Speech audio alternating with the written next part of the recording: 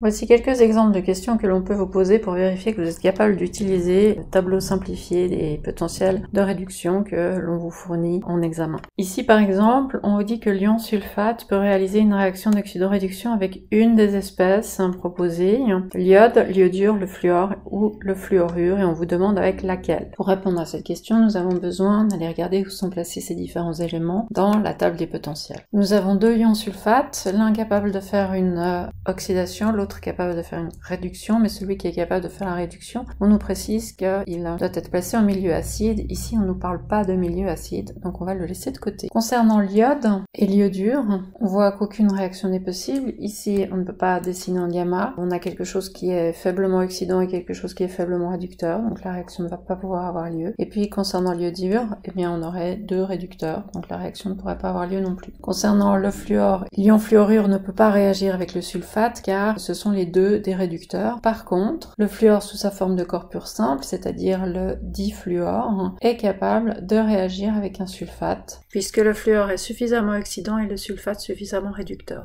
Second exemple, on demande si l'iode sera capable de corroder le cuivre métallique. Donc l'iode sous forme de corps pur simple se trouve ici. Deuxième question, on vous demande si l'iode serait capable de corroder le cuivre métallique. Donc l'iode corps pur simple diatomique se trouve ici dans notre table des potentiels. Quant au cuivre métallique, on le trouve deux fois. Je rappelle qu'un métal est un atome neutre et ce n'est pas un ion. Donc le Cu+ que nous trouvons ici, ce n'est pas un cuivre métallique. C'est un cuivre présent dans un composé ionique. Donc nous avons deux cuivres métalliques. On voit qu'avec les deux, on peut dessiner le fameux gamma, c'est-à-dire qu'on a dans les deux cas quelque chose qui est plus fortement oxydant et quelque chose qui est plus fortement réducteur que effectivement l'autre espèce. Donc on a ici de quoi faire. La question c'est laquelle des deux réactions aura lieu. Eh bien en priorité, c'est celle qui aura la plus grande différence de potentiel, c'est-à-dire celle-ci. Ici je peux observer une différence de potentiel de 0,19 alors que ici je n'ai qu'une différence de potentiel de 0,01. Ce sera donc beaucoup plus facile pour l'iode d'aller prendre des électrons au cuivre 0 et de le transformer immédiatement en cuivre de plus, plutôt que de prendre des électrons au cuivre 0 et de le transformer en cuivre plus. Une seule de ces réactions aura lieu puisque nous avons ici la même substance. Donc tant qu'il y aura du diode, ce diode aura la possibilité d'aller prendre au cuivre deux électrons et non pas un seul électron. Si je recopie simplement ce que j'ai dans le tableau, je vais avoir ceci. On voit qu'il y a un problème au niveau de l'iode moléculaire. Si on regarde ce qui se passe au niveau électron, il va nous falloir deux iodes pour réagir avec un cuivre. Et si on reporte nos facteurs, on voit qu'on peut représenter un composé ionique après la réaction et remplacer les Cu2+ et les 2I- par Cui2. Voici donc notre équation de réaction de l'iode diatomique avec notre cuivre métallique qui effectivement est corrodé dans le sens où il perd des électrons, il est en fait oxydé, il va être consommé et on va voir disparaître ce cuivre petit à petit. Troisième exemple, on me demande si l'or et le platine peuvent être corrodés par l'acide perchlorique. Dans acide perchlorique, j'ai l'ion ClO4-. Ici, on est bien en milieu acide puisque c'est de l'acide perchlorique et qu'il y a des ions H+.